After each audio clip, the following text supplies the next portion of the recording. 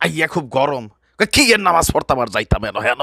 হ্যাঁ হ্যাঁ ভাবিয়ে শখ করে কয়, শোনেন না আমার বান্ধবীর জামাইয়ের বাড়ি শরীয়তপুর, ঈদের দিন দাওয়াত দিছে, কয় এবার ঈদরা আর কয়টা বছর বাইচাম, আইও বান্ধবী আইও মুসলিমরে লইয়া আসো, আইসা তোমরা ঈদের নামাজটা এনে ফরো, ঈদরা আমরা লগে করে যাও তো গেল। আচ্ছা, যাওয়ার পরে শরীয়তপুরের যে এলাকাটা ভাবিয়ে কয় এলাকাটার নামটাও বড় কঠিন, ফেসবুক পরিচয় আর কি বান্ধবীর সাথে। শরীয়তপুরের জাজিরা উপজেলার ফালেরচর ইউনিয়নের দরিয়াকান্দি উচ্চ বিদ্যালয়। সকালবেলা মুসলিম ভাই গেছে নামাজও, জাহনের পরে মাঠের ভিতরে একটার ভাই আইয়েন আইয়েন আমরা টানতাইয়েন, আবার আরেকটারা এদিকে টানে, টানতে টানতে বেটার ফাইনজাবিটা সিরিয়ালাইছে, ভাবিয়ে শখ কইরা খুদের চাল বিচ্চা ফাইনজাবিটা কিনা দিছিল, এইটা নিয়ে আইসা ঘরের ভিতরে প্রচুর ঝামেলা। দর্শক, ঈদের দিন গতকালকে সারা বাংলাদেশে যে ভাইরাল ঘটনাগুলো ঘটেছে এর মধ্যে বেশ কয়েকটা উল্লেখযোগ্য ঘটনা আমি আপনাদের সামনে আজকে উপস্থাপন করতে যাচ্ছি। ঈদ মানে বিনোদন, ঈদ মানে আনন্দ, তবে আমাদের দেশে আনন্দগুলোরও বিভিন্ন কারণে হয়। আমরা যে এলাকাটার নাম বলেছি সেখানে একই মাঠে আপনার বংশগত দ্বন্দ্বের জেরে দুই ভাগে বিভক্ত হইয়া পবিত্র ঈদুল আজহার নামাজের জামাত আদায় করেছে বংশগত মুসল্লিরা। আসলে ঈদ এখন নানান ধরনের বিভক্ত হয়ে গেছে, আর এই বিষয় নিয়ে সোশ্যাল মিডিয়াতে বেশ কি বলা হয় যে বিষয়টা ভাইরালও হয়েছে। পালেরচর ইউনিয়নের হাওলাদার ও দড়ি বংশের মধ্যে দীর্ঘদিন ধরে বংশগত দ্বন্দ্ব চলমান। এই দ্বন্দ্বকে কেন্দ্র করে ঈদুল আজহার কয়েকদিন আগে থেকেই দুই গ্রুপের লোকজন বিভক্ত হয়ে নামাজ পড়ার পরিকল্পনা করে, আর ঈদের দিনও সেই পরিকল্পনায় গিয়া সাধারণ মুসল্লিরা পড়ছিল হালকা পাতলা বিপদে। এছাড়া আমরা যদি দেখি গতকালকে সারা বাংলাদেশে আর কী হয়েছে, সকালে একটা ভিডিও দিয়েছিলাম যে এই ভিডিওটার দৃশ্য সারা বাংলাদেশে আছে, যে সভাপতির গরু আগে জবা না করায় ইমামরে গালাগালি, মারামারি, চাকরিচ্যুত। ফেসবুকে হয়তো একটা ঘটনা আসছে, কিন্তু সারা বাংলাদেশে আপনি বাসা দিলে এরকম 200-400 ঘটনা কিন্তু প্রত্যেক এলাকায় পাবেন। আরেক মজার বিষয় হচ্ছে কুরবানির মাংস ভাগাভাগি নিয়ে সংঘর্ষে 10 জন আহত। আর গরু জবাই দিতে গিয়া কিছু দুর্ভাগ্যজনক ঘটনা ঘটেছে, আমাদের একজন প্রবাসী ভাই তিনি মারা গেছেন, আর এর পাশাপাশি গরুর লাথি খাইয়া আহত হইয়া শুধুমাত্র ঢাকা মেডিকেল কলেজে ভর্তি আছে 94 জন।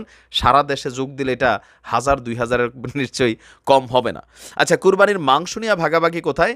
সিরাজগঞ্জের তারাশে কুরবানির মাংস ভাগাভাগি নিয়ে দুই পক্ষের সংঘর্ষে নারীসহ 10 জন আহত হয়েছেন। দুপুর 2টার দিকে উপজেলার বারুহাস ইউনিয়নের বিনসারা গ্রামের বেহুলা পাড়ায় এই ঘটনা ঘটেছে। স্থানীয় সূত্র বলছে, বিনসারার বেহুলা পাড়ায় সামাজিক ভাগের মাংস নিয়ে ভাগাভাগির সময় ওই পাড়ার এক ব্যক্তি মাংস নিতে আসা নারীদের আগে মাংস দিতে বলেন। এ সময় ওই সমাজের এক মাতব্বর তালিকায় যেমনভাবে নাম আছে তেমনভাবে মাংস দেওয়ার কথা বলেন, আর এই নিয়ে তর্ক বাধে। আর এই তর্কের জেরে আপনার দুই পক্ষ লাঠিসোঁটা নিয়ে কুরবানির দিন যে ছুরি টুরি আছে এগুলো নিয়েও হালকা ঝাঁপাই পড়ছেন একে অন্যের উপরে। চিন্তা করেন কত বড় বিনোদন প্রিয় জাতি আমরা। এছাড়াও সারা বাংলাদেশে সড়ক দুর্ঘটনায় কালকে একদিনে আমার মনে হয় যে ইয়াং জেনারেশনে অনেক ভাইরা আছেন, ঈদ মানে তারা আনন্দটাকে একটু ভিন্নভাবে উপস্থাপন করে মাদক সেবনের মাধ্যমে।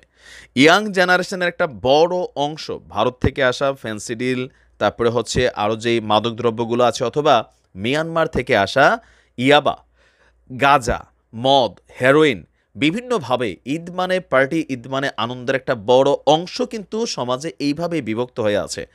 আর অতিরিক্ত মদ পান, অতিরিক্ত ফ্যান্সি অথবা অন্যান্য কিছু খাইয়া হুন্ডাটার ভিতরে চৈরে একটু গায়ে বাতাস না লাগাইলে আসলে মালের পয়সাটাই ফাও গেছে, এমনটাই মনে করে ইয়াং পোলা পাইন। আর অতিরিক্ত তিরিং বিরিং করতে গিয়া সারা দেশে গতকালকে শুধুমাত্র মোটর সাইকেলে আহত এবং নিহতের সংখ্যা প্রায় 1/2 শতাধিক।